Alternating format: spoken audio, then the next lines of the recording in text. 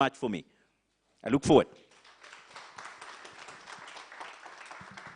So, Dr. Chair, I don't want you to leave. I'd like you to introduce Dr. Chumo. Dr. Chumo, you know, I've been given a warm welcome. Dr. Chumo, as you come, just take it on and give little highlights about Mama doing good.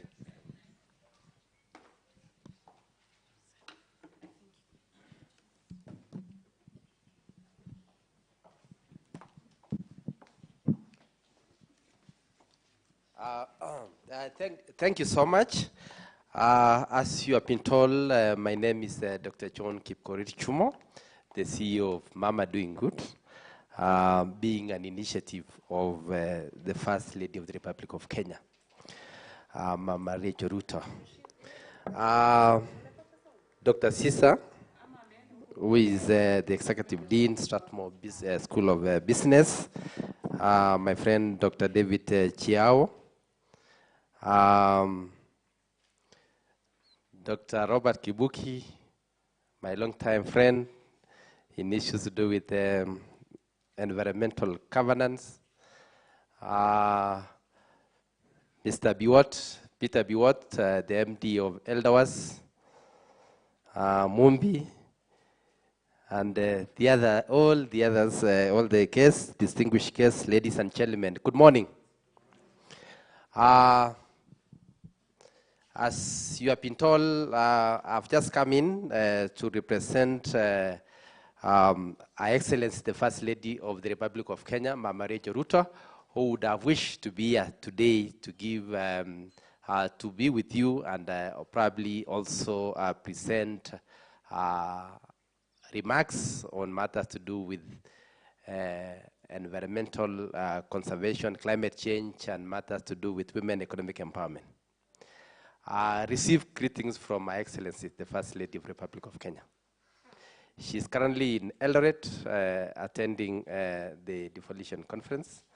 And by the time, Dean, when we invited her, she had already scheduled the meeting to go to Eldoret. But she has actually promised that she's going to be here next time when we invite her. I am honored to be here today to discuss the important issue of climate change. I'm also truly honored to be representing the First Lady of the Republic of Kenya, Her Excellency Mama Rachel Ruto.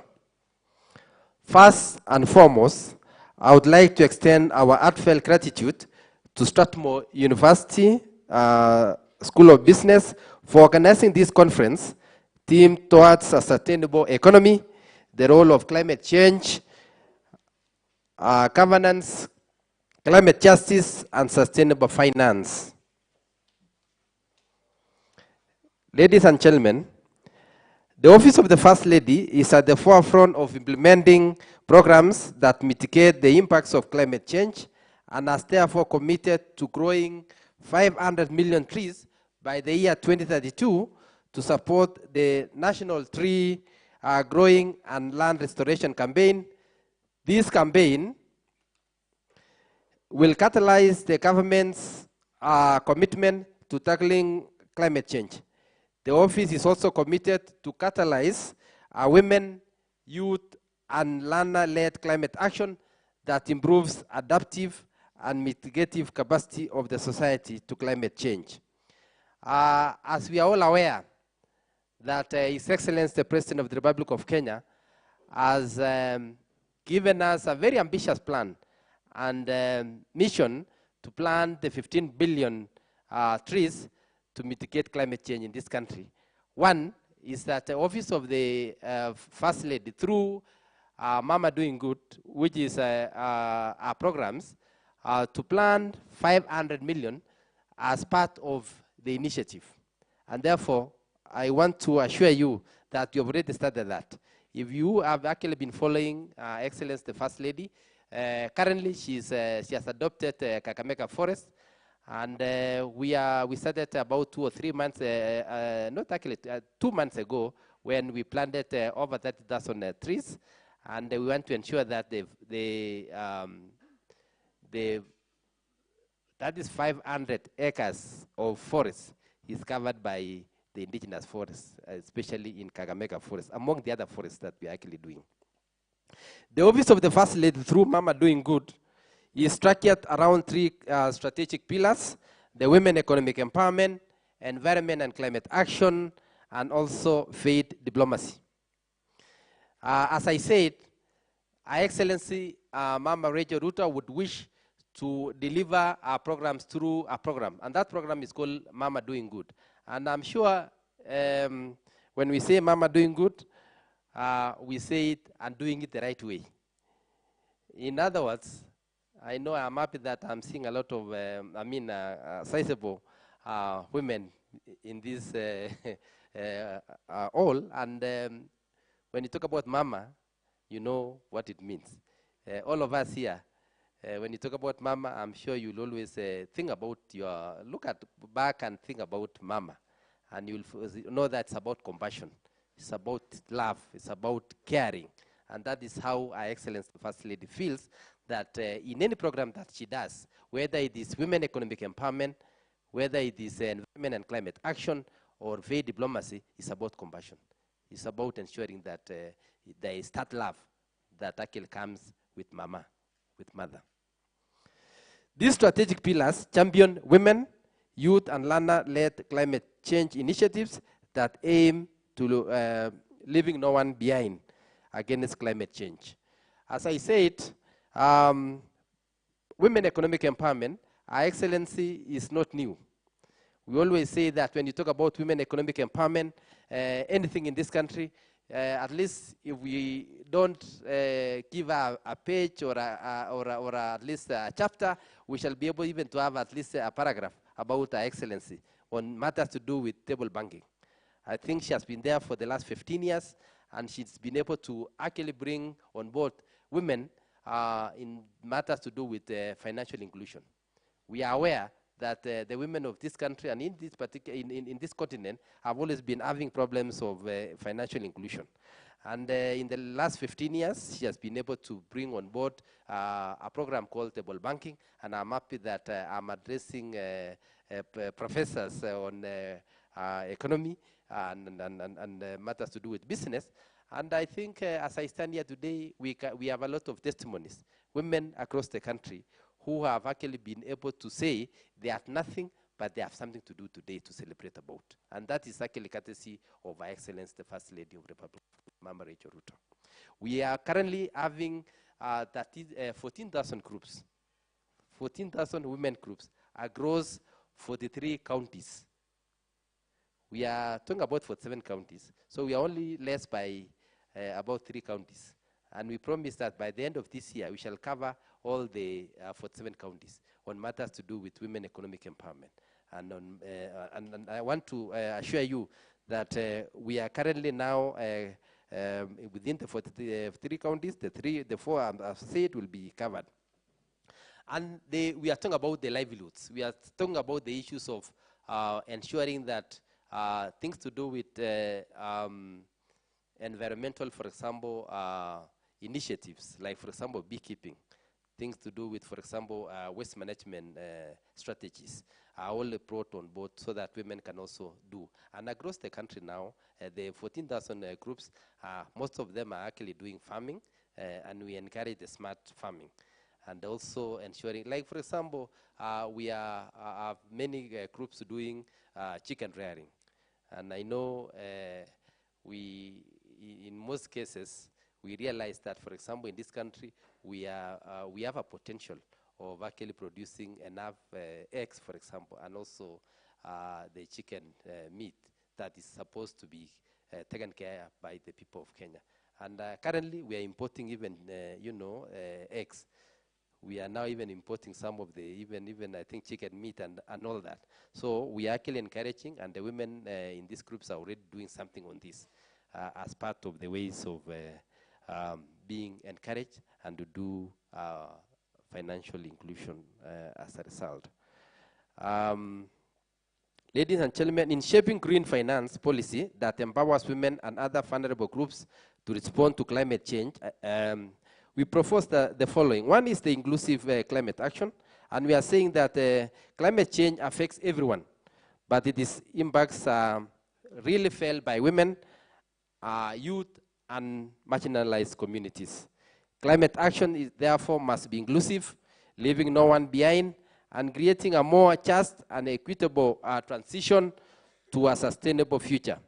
The United Nations Framework Convention on Climate Change, the UNFCCC, emphasizes the importance of gender-responsive climate action in achieving sustainable development goals.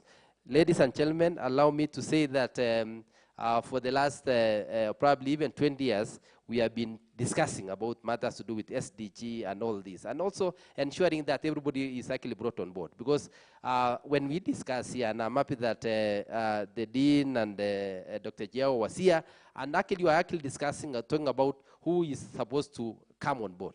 And we are saying everybody. We will leave no one behind. And in this case, we are actually saying for example, climate impacts affects all of us, but more so women, marginalized communities, the youth, and even the children. For last year and almost 5 years ago, this country has really been faced by a serious drought for the last 40 years that we have never experienced. And I am sure you realize that over 5 million Kenyans, for example, were actually facing a problem of drought. We had problems, there was no water, there was no food, and those kind of things. And if you saw in actually media, the most affected people were actually the women. You saw the women were left, maybe taking care of children who are actually sickly, who are actually malnourished. They also taking care of a few cows. I don't know where we were, men, because we realized that most of the time we are seeing the women actually taking care of the malnourished and trying to survive in one way or the other. The most affected people were actually the women. You found, for example, even as I stand today, there are people either in Marsabit, for example, or in Isiolo, for example, or in Kitui. They have left home. They left home yesterday looking for water. They are yet to even arrive. And this is actually, I'm sure, the people who look for water, who look for firewood, who look for food, mostly. Actually, we are saying, as we discuss about matters to do with climate change, whether it is climate change issues to do with governance or climate justice and all this, then one thing that we should actually be able to discuss more is, and I think those are the things that you should be able to, as people or as this audience, we should be able to discuss, even when you're actually coming up with a program, that how is it going to impact on the women, the youth, people with disabilities, and the marginalized communities. In the role of women, and we are saying the women often bear the brunt of climate-related impacts and therefore need to be key actors in climate solutions, from agriculture to resource management. Their roles are central to building resilience, green finance policies, and matters to do with conservation. The women contribution should be taken care of and listened to and be factored in ensuring that matters to do with climate adaptation and mitigation are actually at the center. Now, we have actually talked about the issue of finance, green finance, for example. How many of us today think about women when it comes to those programs that they do? We are talking about, how we can actually do business, how we can actually be able, we talk big. But at the end of the day, the people who really work and also ensure that some of these things are done are women and also the youth. We know this is actually the base, and I'm happy today that as I stand here, we have a government that is talking about bottom up. And in most cases, we are talking about the people at the, at that level, in that was ensuring that they are actually taken care of. Because if you look at, if you go to the, across the country, go to those ASAL areas, the people who really do a lot in terms of ensuring more on matters to do with climate impacts. Empowering women and vulnerable groups requires overcoming barriers they face in accessing finance and resources. Green finance policies should ensure equal access, funding, and technologies. Microfinance, credit, and investment mechanisms are tailored to their needs can enable women and marginalized communities to adopt sustainable practices and technologies. I think I agree with the discussions by Chiao and the Dean that we should also embrace the issue of technology. When you go down there today, we are talking about transiting from use of biomass to green energy. And one thing that we are talking about, 80%, for example, of Kenyans, or rather even in Africa, we are talking about still using firewood for purposes of energy. And as we talk today, about 23,000 people in Kenya, and especially the women and the children, die courtesy of household air pollution. And therefore, we are talking about 23,000. That is statistics. But even if there's one person dying, we also still feel it is not good. And that is why we are saying that we should also now, as academicians, as researchers, and as a government, see how we can actually ensure that the women of this country can transit from the use of the firewood, for example, to actually clean energy. The use of the biofuels, for example, the clean stoves and all that. And for example, even the electricity. Because at the moment, we are using firewood. We need clean technologies. And the people will really, appreciate are the women. Because at the moment, if they are able to get clean cooking technologies, then we shall be able to reduce the 23,000 people who are dying, and at the same time also, enable them, especially our mothers, our wives, our sisters, in terms of clean, health in terms of their accessibility. And therefore, that is what, to us, I think is more so very important for us to appreciate. Knowledge and skills are vital for effective climate response. Green finance policies should also incorporate capacity building programs that equip women and vulnerable groups with the tools to implement sustainable solutions. These programs should include sustainable farming techniques, renewable energy, sustainable entrepreneurship, and disaster preparedness, among others, that equip women with skills and knowledge to engage effectively in climate. We have talked about the issue of enterprises. We want, for example, to look at the technologies that we have. Can we also ensure that the women of this country, for example, will be able to participate in ensuring that, for example, if we are talking about clean energy, so appreciating and doing business. And I think these are the kind of things we are talking about. One thing we have always been doing is get equipment, get technology from somewhere, come and force them. And you tell them this is something you need to do. That should not happen.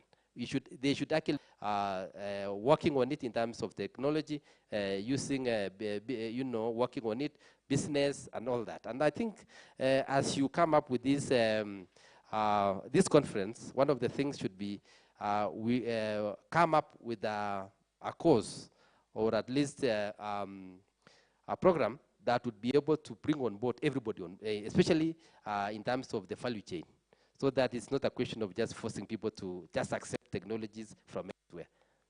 And I think, as I said, on matters to do with the renewable energy, sustainable entrepreneurship, and also smart agriculture. And most of us, as we all know, the economy of this country depends more on agriculture.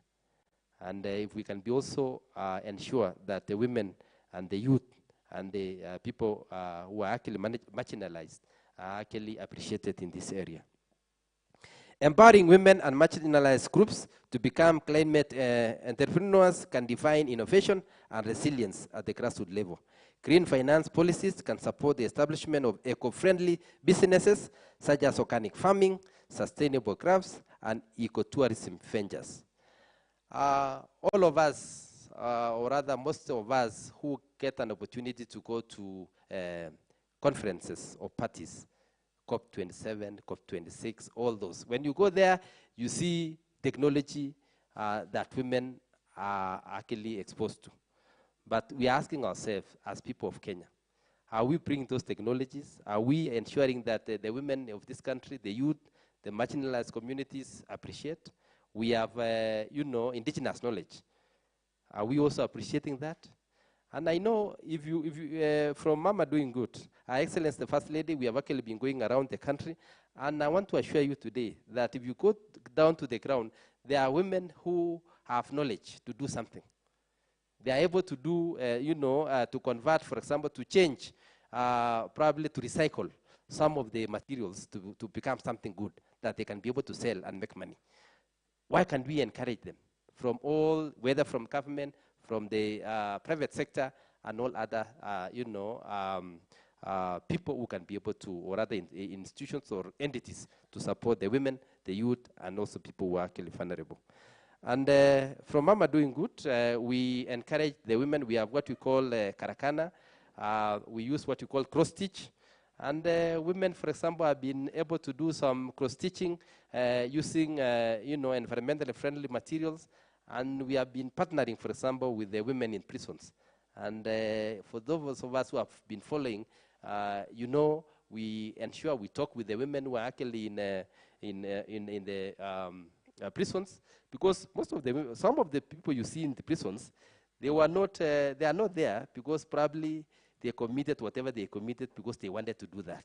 Some of them, and especially I'm happy to see the women here, some of them were actually, protecting their families. They were defending their families, but in one way or the other, they found themselves in prisons. But we don't condemn them that now, because they are there, they need to die there and forget about living. But through Mama Doing Good, we have been able to, for example, to talk with them, bring technology to them, do something, and make money. At the end of the day, when they come out, they will be able to pursue their lives with their children, with their families. So those are the kind of things that we are talking about. When it comes to the issue of agriculture, we are talking about, can we actually take technologies to those women which are actually environmental friendly?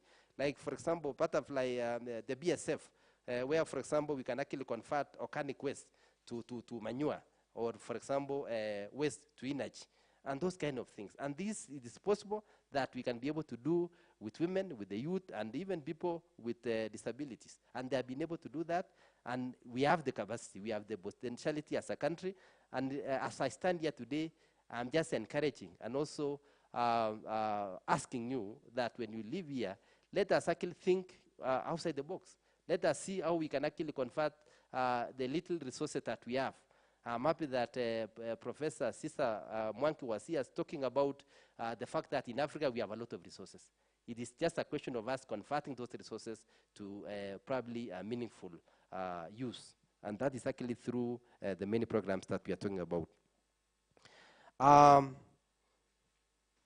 And ecotourism. I'm happy that we are talking about, I think, is it tourism? And therefore, when you go across the country, we have what it takes in terms of ecotourism. We have those, Kenya, for example, in particular, we are endowed with resources. We can be, people come to see the wildlife here. They come to see the rich culture that we have as people of Kenya. Now, why can we ensure that we actually, upscale? And this is possible through the programs that we can do with women, with the youth, and thinking in terms of enterprising way. And I'm sure it is possible when you actually come up with programs that can be able to empower the youth, can empower the women, and I'm sure the current government has actually embraced the technology and also ensuring that we move forward in terms of participation of enterprising. And I'm sure this is actually one of the things that you consider when you're actually coming up with the programs that you intend to do. Empowering goes beyond financial resources. It extends to meaningful participation in decision-making processes. Green finance policies should ensure women and vulnerable groups have a voice in climate-related decisions. I mean, talking about green finance, talking about all this. The question is, who decides for who? And I think as we agree today, and even moving forward, we are saying that let's everybody brought on board, whether it is actually the women, it is the academia, it is people, the private sector, the youth, and everybody else. And I'm more so actually fighting and actually saying that the women should also be at the center stage. Because I think in most of the time, we discuss, but then we just tell the women at the last age that now this thing is already ripe, issues to do with finance, and I'm sure you're going to talk about the issues of carbon credit and all that. Who comes, who decides? And I'm happy that currently the government of Kenya is discussing about matters to do with, for example, carbon credit. I think for the last almost 10 or so years, we have been discussing about carbon credit, the financing of green technologies and all that. But then at the end of the day, what are the procedures? I think we have been missing that link. And I'm happy today that the law is being developed. It is in Parliament now. At least something good can come out of that. And therefore, we shall be able to say, how do we now bring on board everybody else to ensure that they benefit from the carbon credits? And I think for sure, I always say, up to now, issues to do with carbon credits has been hot air. There's a lot of conmen running up and down talking about carbon credits. When you ask them, how is it done? They just tell you, I plant trees here, I'll play you this, and it's a gray area. And that is why we are actually saying that legal mechanism should be brought on board, so that we actually understand when it comes to carbon credit, what do we really mean? How is it done? How are, for example, women coming on board? How are farmers coming on board? Everybody else, so that we can actually do clean business. And that's why when we say Mama doing good, we say, I'm doing it the right way. Ladies and gentlemen, adaptation and resilience remain Kenya's and indeed Africa's priority response to climate change. This was affirmed by the 15th African Ministerial Conference on Environment, the famous AMCEN, that call for a global call for adaptation, which takes into account adaptation needs and associated costs, including support for developing countries, while recognizing the need to increase adaptation investments on developing nations. This ambitious global mitigation action is combined with rapidly increasing and predictable funding for adaptation. I think you agree with me, ladies and gentlemen, that currently what we are talking about is that we need to talk about mitigation and adaptation. And in most cases, the most important thing is to understand where do Africa, for example, where do Kenya, for example, come in terms of matters to do with adaptation. We know for sure climate change is there. Then we really need to understand how we can actually do adaptation. How do we adapt? Because it's already there. And therefore, we should not run away. We should not actually say that it's not there. It's already there. We are feeling it. Our people are already, the pastoralists, for example, are feeling it. The farmers are feeling it. Even the business people are feeling it. Eco-tourists are feeling it. Everybody is feeling about climate change. So how do we embrace adaptation? Because as much as we talk about mitigating climate change, we really need to talk about adaptation. And I think the discussion here is what is the best technologies? What is the best approach for us? Adaptation actions that actually take many forms, depending on the unique context of every country and region. There is no one-size-fits-all solution. Adaptation can range from building the flood defense infrastructure, setting up an early warning systems, switching to drought-resistant crops, to redesigning business operations and government policies. I think as a country, there's a lot of policies coming up on things to do with infrastructure. How do we construct a road? How do we construct a building that is environmentally or climate friendly? Because we need to take action. And when you are talking about infrastructure development, you're also talking about business, because it goes without, what are you using in terms of energy? What are you using in terms of the type of construction that you're actually doing? So those are the conversations that we actually need to really understand. And the matters to do with drought-resistant crops. We are from maybe, for example, a place Makueni. How do we actually encourage people there to do cassava that is actually drought resistant? There were places like, for example, maybe Kericho, which in the past used to get a lot of rain. But now, because of drought, we are now experiencing, low production of tea and many other things. Those people there are supposed to start understanding now that they need to start, planting crops that are actually drought resistant, that actually can adapt to the climate change that we are talking about. These are the matters we are actually talking about, redesigning our way in terms of the business and government policies. Kenya is already taking steps to build resilient communities and economies. However, greater action and ambition will be needed to cost effectively manage the risk both now and the future. The Kenya National Adaptation Plan 2015 to 2030 presents adaptation action that aims to consolidate the country's vision on adaptation, supported by macro-level adaptation actions that relate with the economic sectors and county-level vulnerabilities to enhance long-term resilience and adaptive capacity. I think we are talking about what the government is doing. There are many legal mechanisms. There are actually policies that have been put on board. One is about the climate change bill, and I'm happy Act of 2016, and I'm happy Dr. Kibuki and I and many others, maybe who are here, we participated in coming up with that law. And today, I think in Africa, we were actually the first one, if not in the world. Mr. Kibuki will correct me, that we came up with the Climate Change Act. And you need to clap for Kenya because of doing that kind of a job. And I'm sure since 2016, we are now implementing some of those things, the issue of adaptation plans and many others.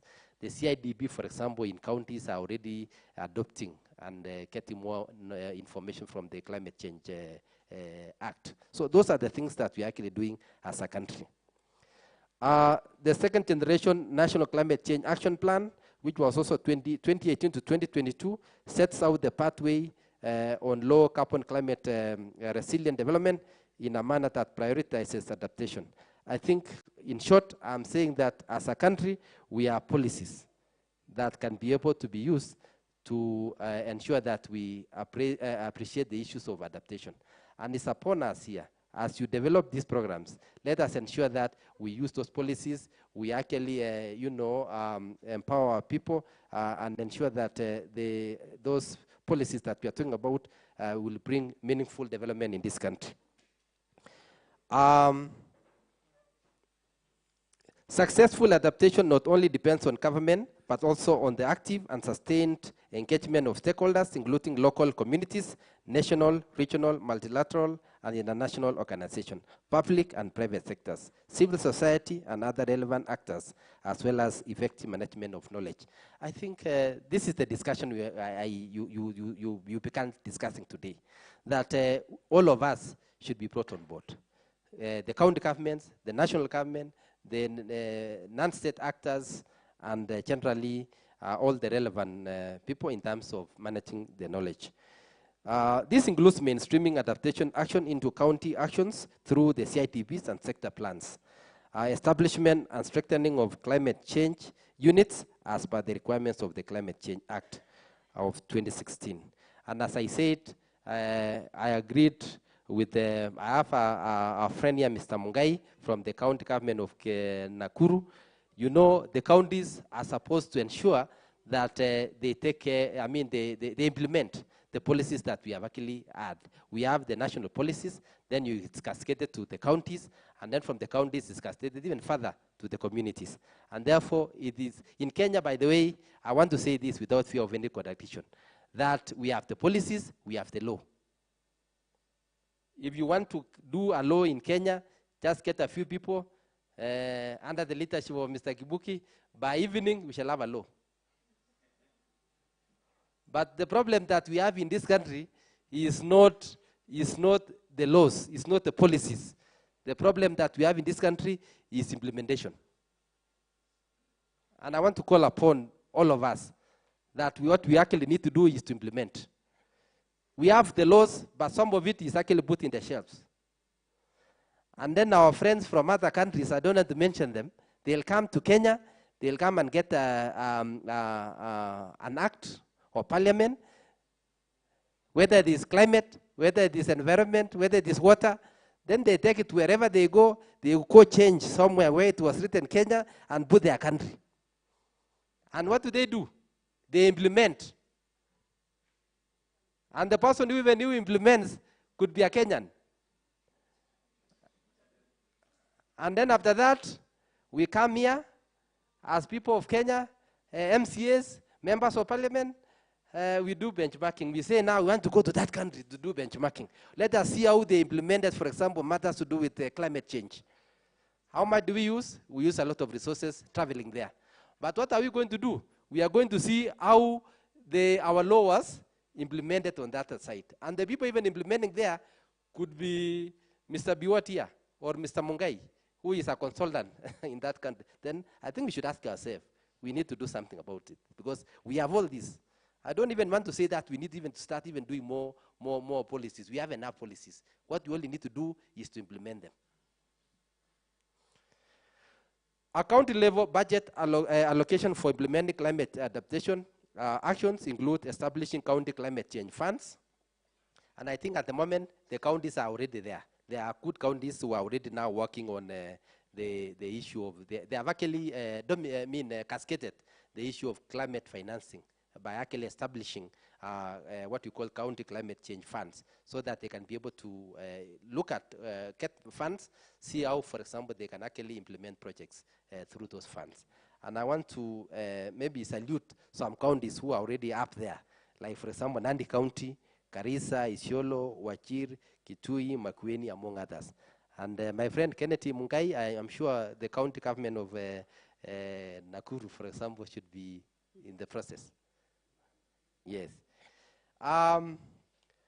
So we want to say that we have what it takes.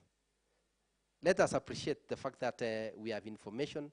The only thing we need to do is to start expanding more of that, do awareness creation, ensure that the people actually understand this.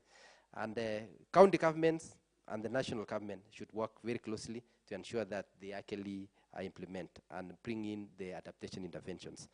Now, as we move on, I want to, I'm almost finishing. I want to say that in the next 2 weeks, we are going to have the African Climate Summit. And the African Climate Summit, we are happy that His Excellency the President decided that he was going to take the ones, you know, to ensure that this thing is actually done. And that what he did was to bring in the summit. It is a summit that has always been in the offing for a long time. But therefore, as Africa, we are actually doing our African Climate Summit in preparation, for example, for the COP28. And I think all of us here, you are welcome. And you are also expected to participate in the African Climate Summit, which is going to be there between 4th and 6th. And it is going to be hosted around KICC. So it is, I'm sure, follow it up. Also, let's participate on this. But more importantly, what is the tech? We are actually saying we are bringing on board all the African countries. A good number of states have already confirmed to come. But what are we actually talking about? We want to consolidate our voice as people of Africa, the global south. That, for example, as we move now to COP28 in Dubai, we should be having a statement that as Africa, this is actually what we need to do. This is actually what we expect to do. We have come from, you know, the famous Paris Agreement, which was done in 2015. It was very good. It had very nice applications. The global north and global south were given their duties to do. But what has happened? We were told, for example, that those, I don't want to mention the countries who have been doing that, who have been actually emitting a lot of the greenhouse gases. But then they were actually supposed, for example, to be paying the global south up to a tune of $100 billion every year. But we are talking about 2015. Now we are talking about almost 10 years, there is nothing forthcoming. We start changing, you know, goalposts. And I think it's high time that, for example, through this summit, at least something comes out of it. Then we say, as Africa, this is what we are talking about, the issues of loss and damage. And by the way, I think we should not be asking. It is a right. Because we emit, for example, less than very small percentage of emissions. But there are people there are other countries, there are other nations who are doing more damage than others. And therefore, we really need to ensure that, I think through such kind of summit, when we go to COP28 in Dubai, there should be a discussion from all of us that this Africa, you know what has been happening? There's been an issue of what you call divide and rule.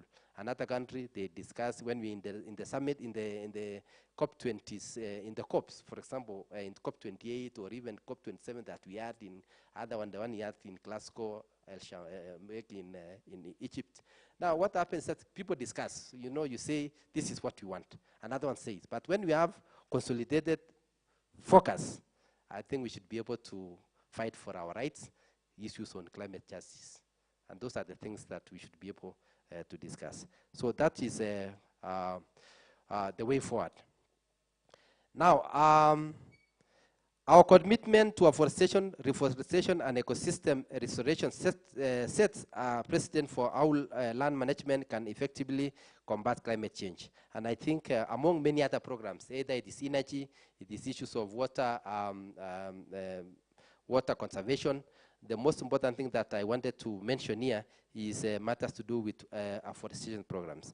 And I wanted to say that the commitment by His Excellency the President to grow 15 billion trees by 2032 is a move aimed at reducing greenhouse gases or emissions, stopping and reversing deforestation, and restoring 5.1 million hectares of deforested and degraded landscapes.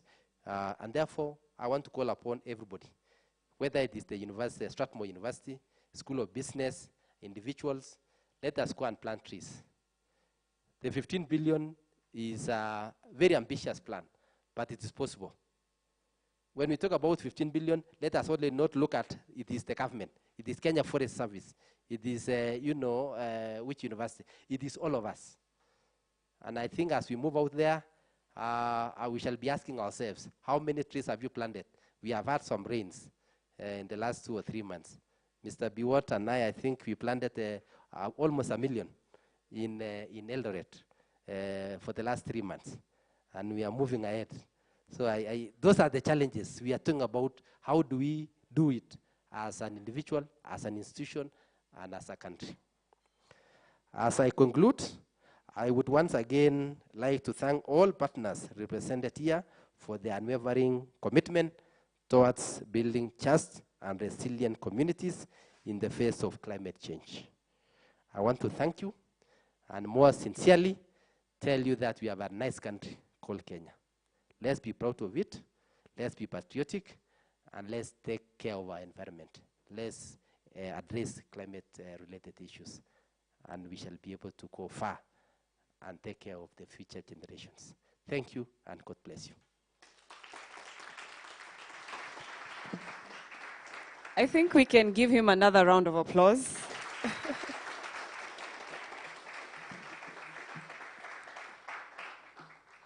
So, Dr. Chumo, I'd like to request that you do not take your seat first, but you join us for the panel session.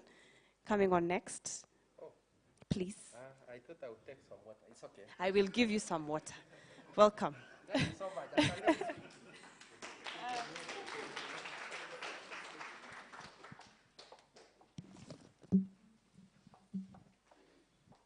So, Dr. Chumo, we are sorry for ambushing you so fast, but I think Lynette can help you with a glass. Lynette, maybe we can get a glass so that Dr. Chumo can have some water. And thank you for the insights and the good work that you're doing with Mama Good. So for this session, we're getting into a panel session, the Climate Governance panel session, and I'd like to introduce our panelists. So first is Dr. Chumo. He has already introduced you himself. Next, I'd like to invite on stage Mr. Peter Biwott, the CEO of the Eldoret Water and Sanitation Company.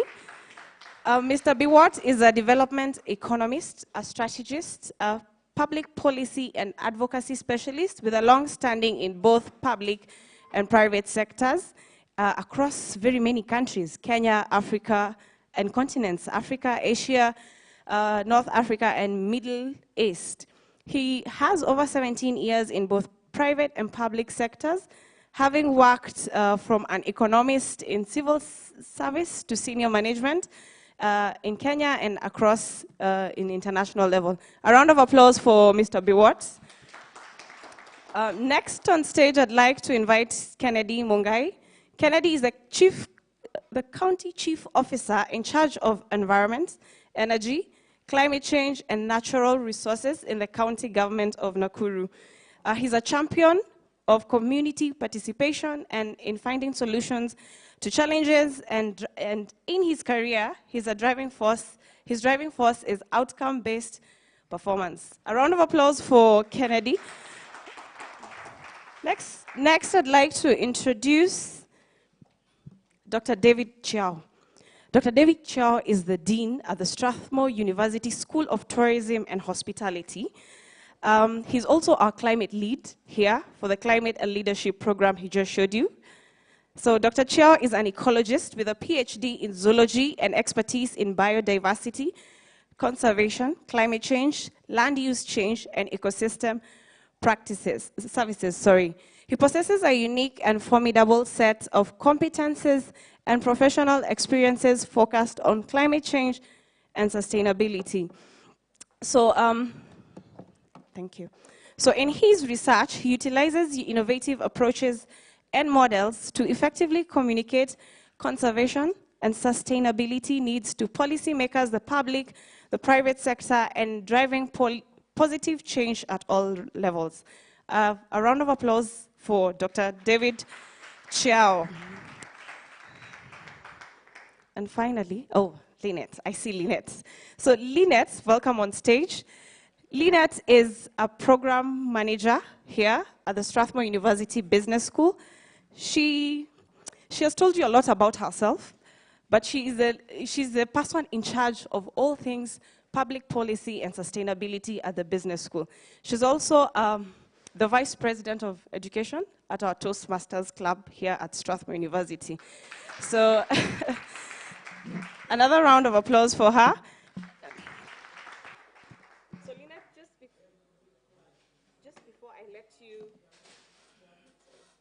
just before I let you kick off the panel, there is a question. There's a lot of activity going on social media, and a lady called Alice Odera has a request.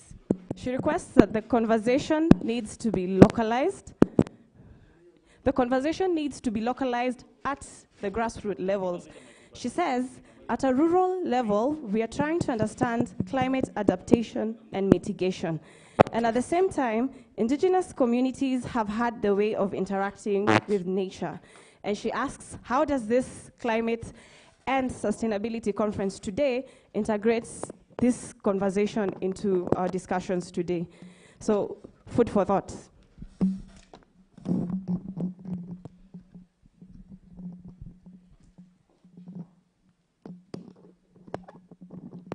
Thank you, our panelists.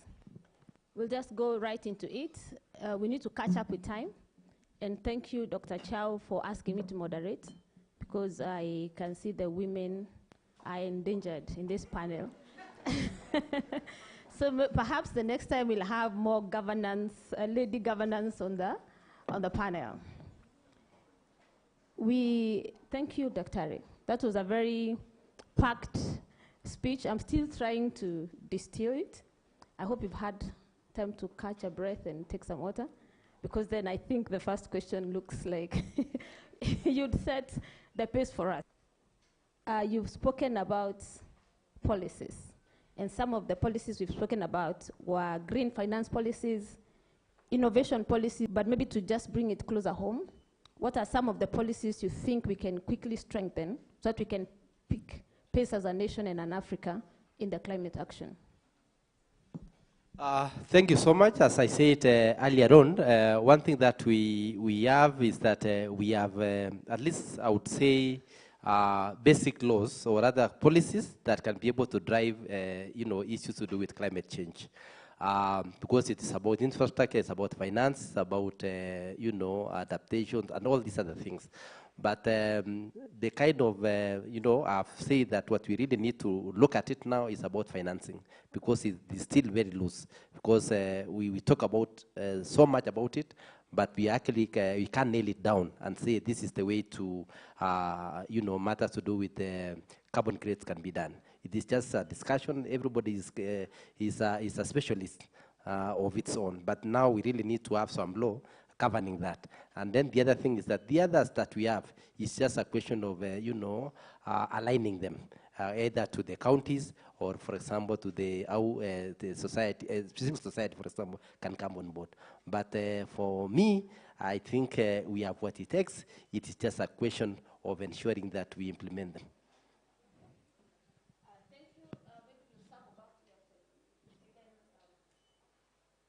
Maybe we'll circle back to you after you've taken a moment. The next question is for Kennedy. And Kennedy, the question from the audience online was how practical grassroots we are in our integration of policies. I heard Dr. say, and I quote, that we have the law, we have the policies, but the problem is the implementation. So the question to you is, how can government ensure effective integration of policies for climate action?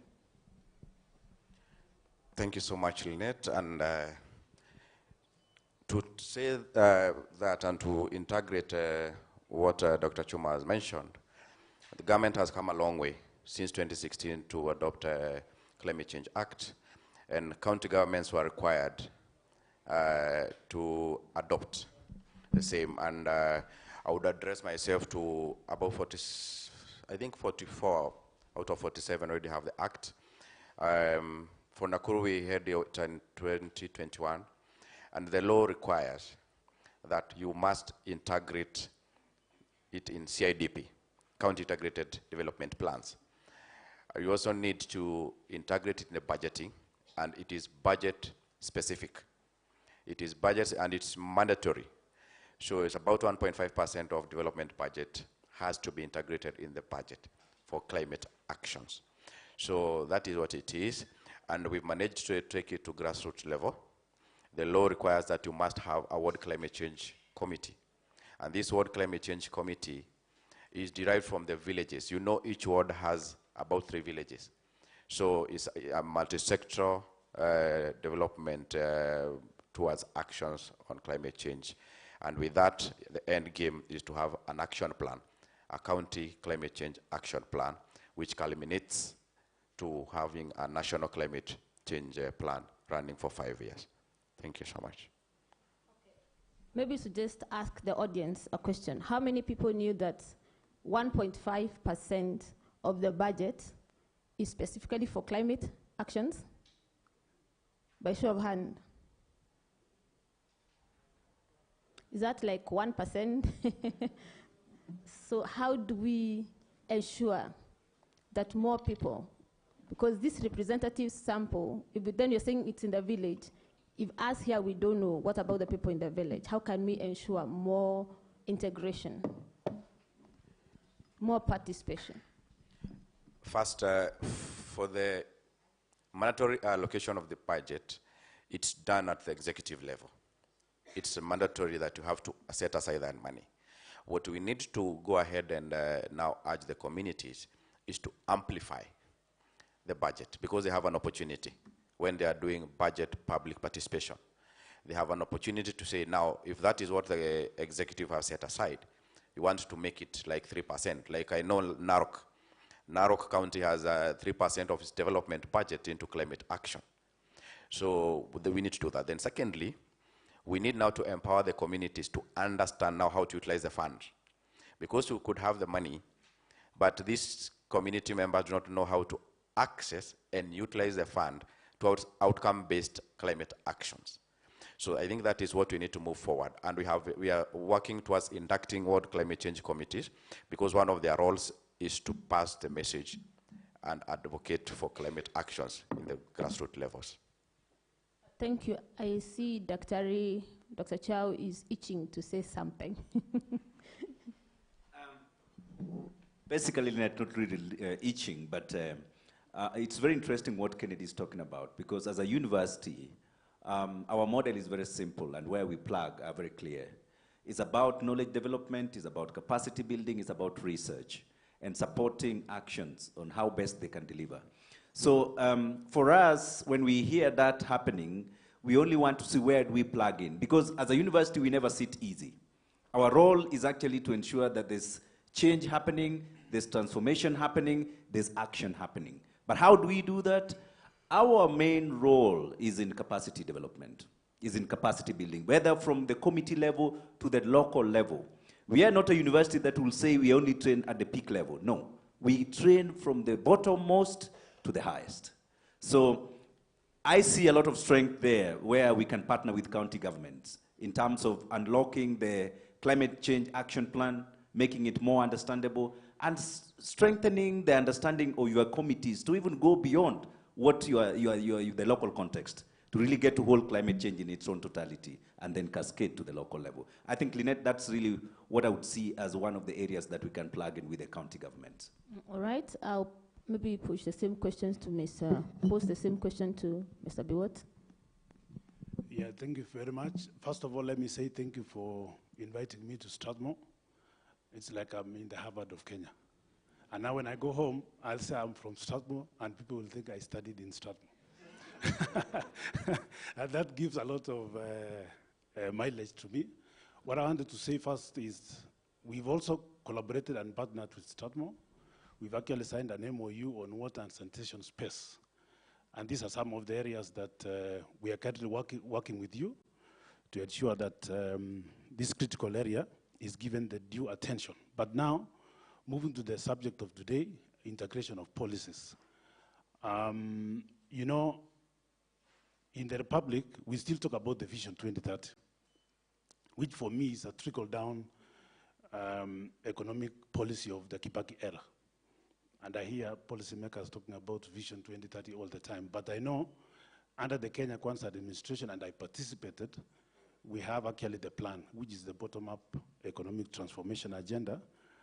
And matters of climate change or climate action have actually been given prominence in some of these policies. I'm also not sure whether the counties are up to date in terms of aligning to the county integrated plans to the national economic policy agenda. I wrote in The Nation the Vision 2030, and my thoughts were we need to revise it maybe and come up with a Vision 2050. Because you see, as we come up with the political parties' manifestos, we also need to come up with a national country plan, long-term plan, which I think can be termed as Vision 2050, which will now focus on bottom-up economic transformation agenda as part of, you know, ensuring that we move our country to move faster. You see, we talk about the revision of our statistics because our GDP per capita is just close to $2,000 US. Upper middle income economic status, Kenya would require to move up to 4,036 US per capita, according to the World Bank. Kenya is water deficient, 300 of them from, you know, every time from March to as we speak. So this issue of climate action is real, and if we cannot fix it, it has ripple effects. And as I've said, our water is increasingly becoming more of iron and manganese. So we need to speak about policies in the water sector. I've written, do our tariffs support climate action? Do our multiplicity of institutions, because you see in the water sector, you have Water Resource Authority. They take abstraction permit.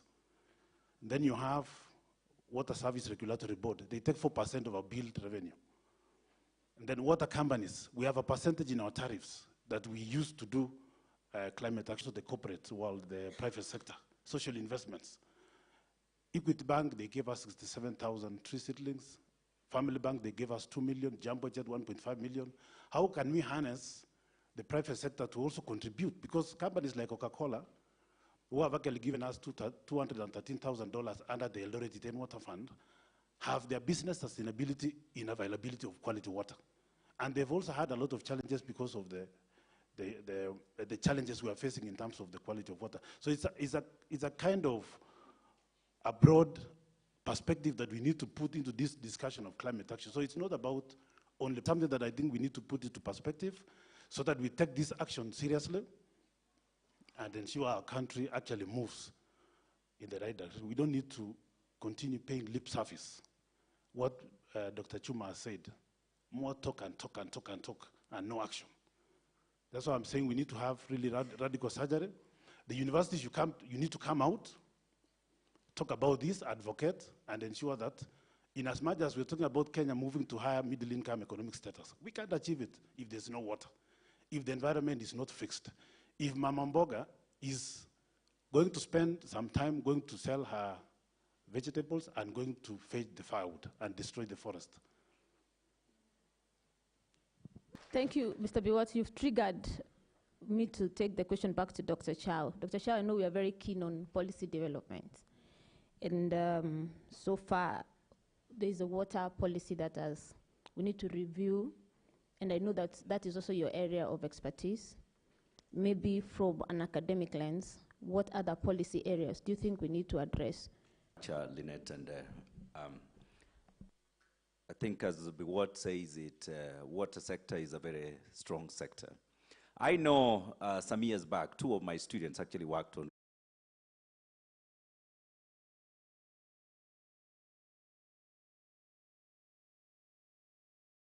an ecosystem service approach. When you see that happening, you are modeling your water system, but actually the science of conservation around your model process may need to be studied. Then we need to know exactly at what point is the loss. Because for us as scientists, we work with models, fine. But the model will serve you better. If you are modeling without the science part of it, you can't know exactly at what point are we losing the water. Is it in the transmission? Is it at the tap? Or are we getting the loss happening at the catchment? Because there's also a lot that happens at the catchment. How much are our catchment areas protected? How well are they conserved? So end to end, from catchment to the top. And I agree with you more than before. The controls in water, both in transmission and in terms of utilization, that is where we actually have a lot of problems. And probably, there are people who are supposed to be paying more for water, actually, and they're paying the least. Possibly the households are paying more than they're supposed to pay for someone else.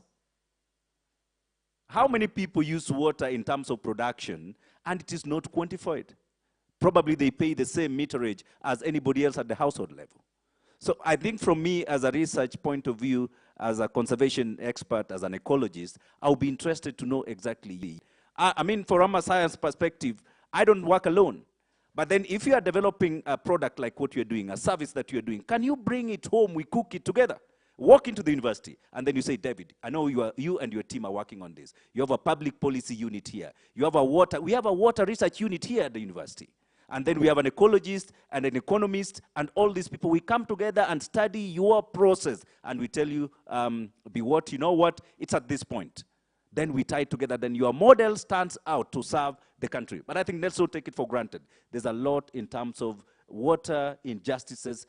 Apart from what we are talking generally as climate change justice, water injustices is much bigger. And step out today knowing that we are losing a lot of water. Everybody thinks water just comes. No, we have to pay back and regenerate.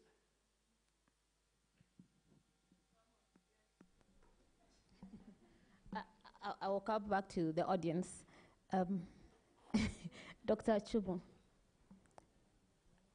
governance initiatives that can promote adoption of policy and governance. What kind of initiatives can we engage in? Thank you so much, Annette. I think as we have actually said, that it is a question of ensuring that we have the policies, and those policies should, a good number of them, should actually own more on governance. And as it were, the problem that in matters to do with climate change, for example, in matters to do with conservation, we really want to ensure that everybody is brought on board to participate. Because what has been happening is that, we have legal mechanisms that are actually put in place, policies that come on place, but then the problem is who is supposed to enforce, who is supposed to now act on the same.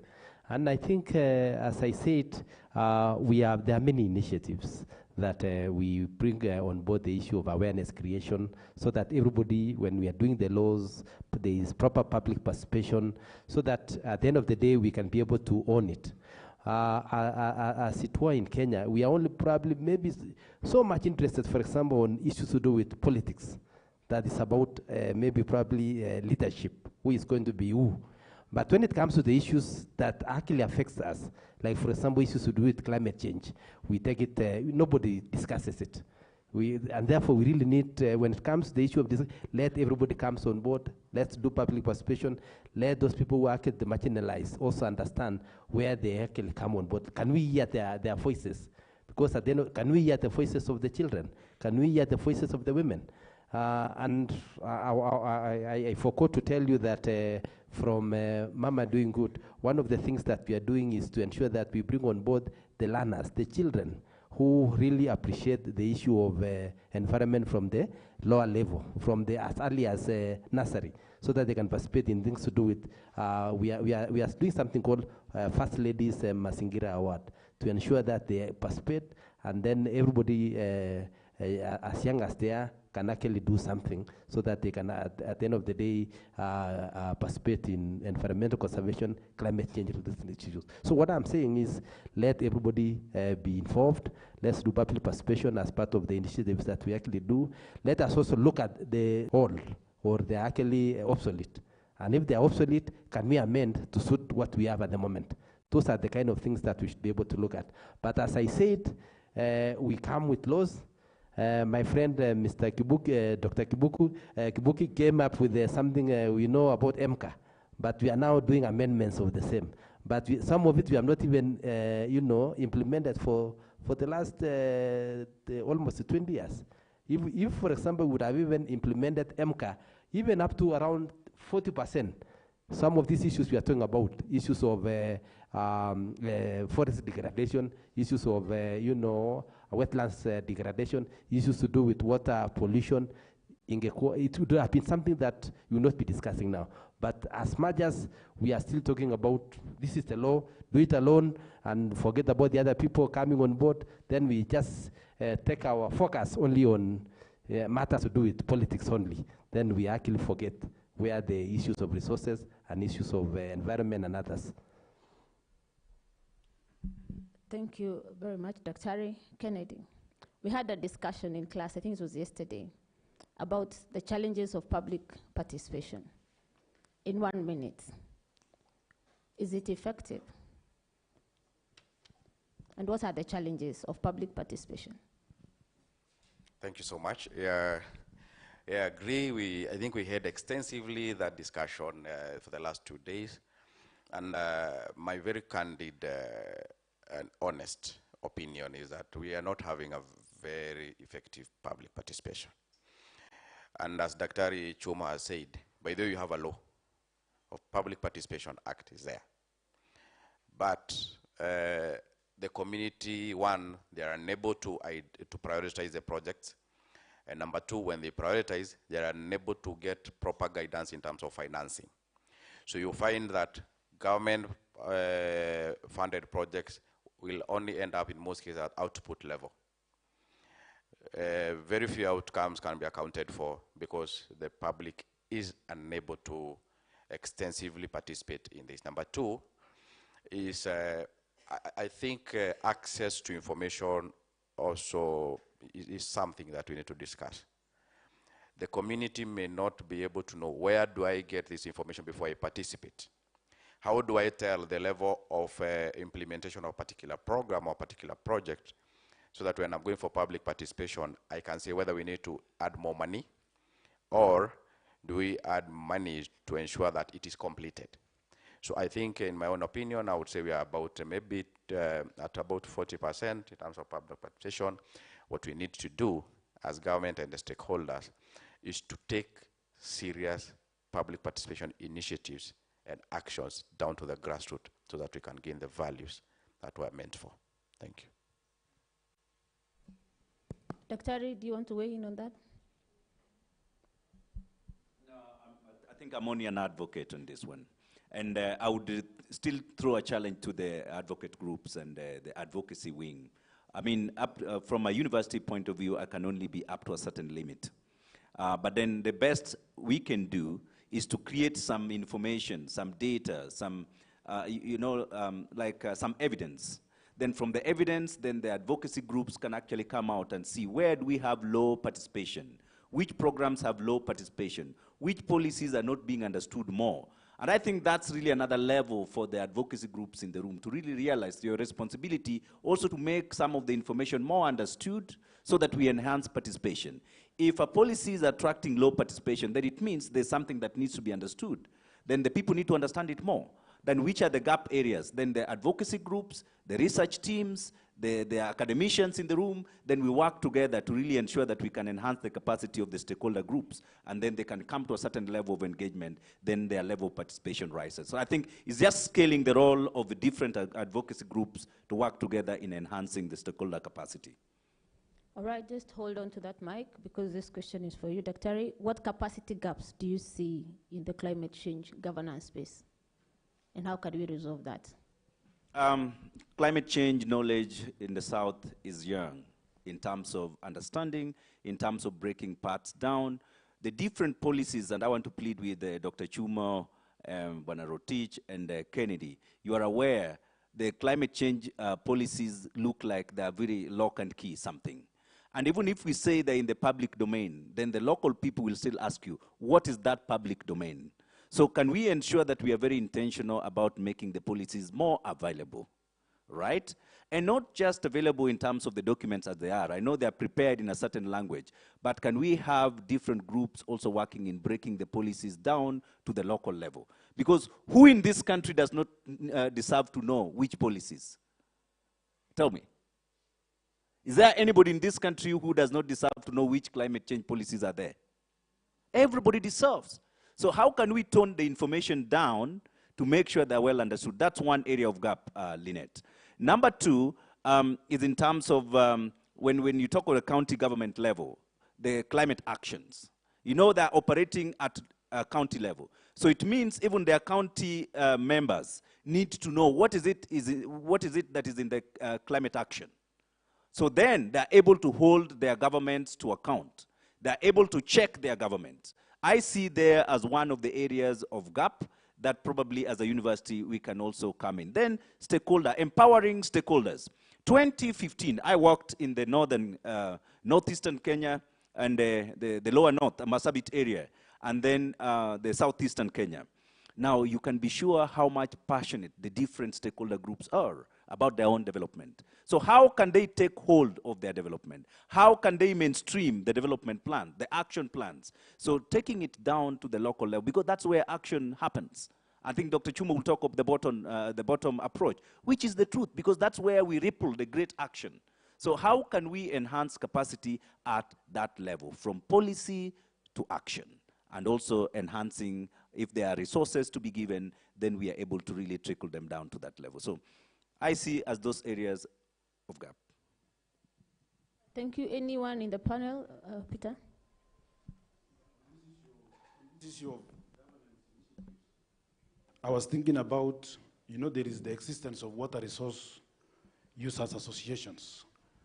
These are established as a result of the abstraction fees that the water companies pay to Water Resource Authority. And some of these institutional frameworks are quite weak.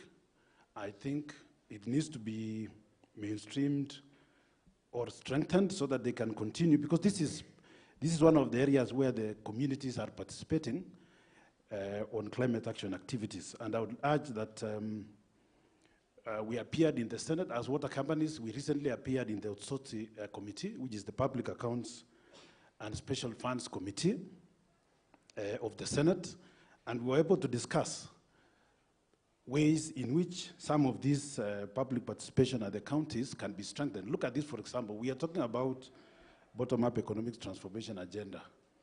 Why do we have to continue paying abstraction fees to WRA? Why can the law be changed? And the abstraction goes to counties. And then water companies can pay the abstraction fees to counties. And counties, because they are on the ground, can actually deal with this issue of climate action more effectively. Because it's difficult to ring-fence funds once it goes to some of these national institutions. So the role of counties is very critical. As well as Dr. Chuma said, it's not size fits all. In our catchment area, for example, in the North Rift, we have indigenous people in those places who live in the forest, and they have rights. They go to even international courts. We have the Cherangani community, which actually went to the international court in The Hague, and they were given rights over certain forests. So we need to understand, and as a company through our Eldoret Iten Water Fund, we have come up with what we call Indigenous Peoples Action Plan. We are funding Cherangani to the tune of 15 million Kenya shillings to have them to participate in the conservation and protection of the Cherangani Hills, which is one of the water towers to the rest of the Western Kenya. We also have this community called Okiek, who we are also supporting. We are helping them to come up with tree nurseries. They even asked us to help them to come up with a website, and they want the issues to be, promoted, to be known by many Kenyans as well. Government approach in terms of ensuring that, we have an effective climate action activities, issues of public-private partnerships. As I said earlier, a lot of companies have their sustainability anchored on climate. If the climate goes wrong, some of those businesses can, equity and others, they have a lot of money which they channel to climate action. And these days, we no longer talk about actually more resources towards climate action. And then the issue of communication and capacity building. Sometimes it's not only capacity building, even communication, engagement, translation of our climate action campaigns into local dialects or local community languages. Because some of our Kenyans do not even know how to read English or write. So how can we be able to do some of this as we advance the issue of climate action? I think the president has said, let's plant 15 billion tree seedlings. Many Kenyans, I think they have not understood the magnitude of that statement. It's 300 trees per person every year. How many have you planted? Yourself. Now, when year one is going, we're going to be remaining with 9 years. Are we going to realize it? Some of the strategies that we have seen that will help us to realize this ambition is even fencing of forests, so that we cannot go to the forest to keep our animals. And the forest will self-generate. Introduction, as Chuma has said, and we're working with the Mama Doing Good in our area to promote renewable energy. I visited the Upper Tana Nairobi Water Fund, and I saw communities. People have set up green renewable energy, proper giant.